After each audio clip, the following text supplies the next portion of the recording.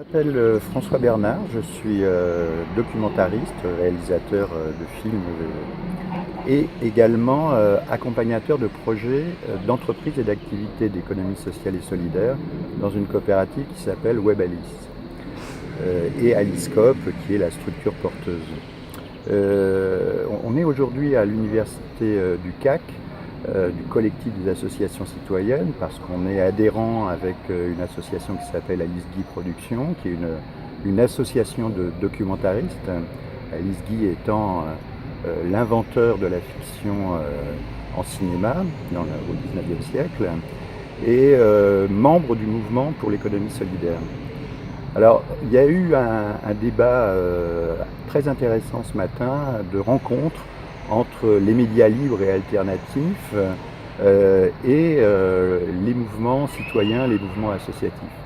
Alors, alternatifs et libres, comme si les autres médias n'étaient pas libres. En fait, il y a des médias dominants qui appartiennent en France à 9 groupes industriels. C'est eux qui possèdent toutes les chaînes de télé, tous les journaux, etc. Et puis, il y a une myriade de tentatives d'apporter une autre information, une autre documentation pour les citoyens que celle qui est dominante précisément. Donc on retrouve ça en radio, en télé, dans la presse. Il y en a qui sont célèbres, puisqu'on est à Amiens, par exemple, Fakir est une tentative d'amener une autre information. Alors c'est depuis 40 ans une histoire d'amour impossible, des univers qui n'arrivent pas à se retrouver, à se rencontrer, à véritablement travailler ensemble. En sachant qu'il y a plusieurs composantes. Il y a tout d'abord les professionnels, des journalistes, des réalisateurs, des animateurs de radio, des gens qui ont une façon de travailler particulière, et puis un mouvement citoyen qui s'organise dans des associations. Et les journalistes ne sont pas au service de ces associations, ils sont libres précisément de dire les choses comme ils ont à dire, même si les thématiques qu'ils vont aborder vont amener des éléments, des façons de parler, des façons de réfléchir qui sont différentes de celles que l'association va amener. Ça apporte de l'eau au moulin de la réflexion citoyenne. Mais chacun fonctionne un peu dans son silo.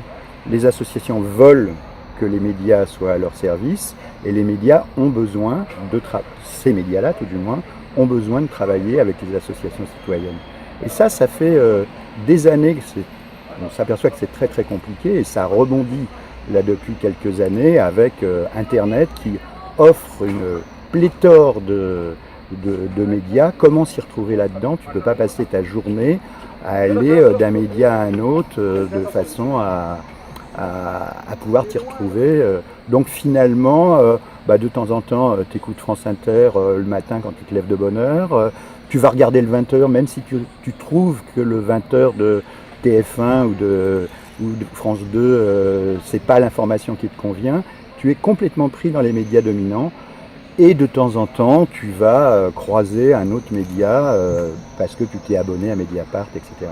Donc ça, c'est un truc qui est très très compliqué, alors qu'on pourrait développer une puissance incroyable d'information si on arrivait à se rencontrer. C'est un peu l'objectif d'ailleurs de cette université du CAC. Il y avait Bastamag, la télévision Canal Nord d'Amiens, Radio Campus, etc. D'essayer à dire qu'est-ce qu'on pourrait faire ensemble, comment on pourrait avancer de façon à ce qu'il y ait du pluralisme dans l'information, qu'il y ait plus de liberté de s'informer, mais pas que, parce qu'il y a des gens, par exemple, qui font des documentaires qui sont complètement autonomes, qui ont leur point de vue, et comment plusieurs points de vue vont pouvoir se développer autour de ces médias. Et ça, c'est la vraie question aujourd'hui, comment plusieurs points de vue vont pouvoir cohabiter pour avoir véritablement un pluralisme sur l'information dans les médias actuellement, ce qui est loin d'être le cas.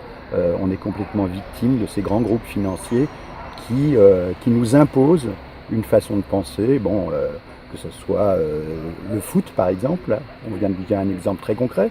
Il y a eu la Coupe du Monde de foot.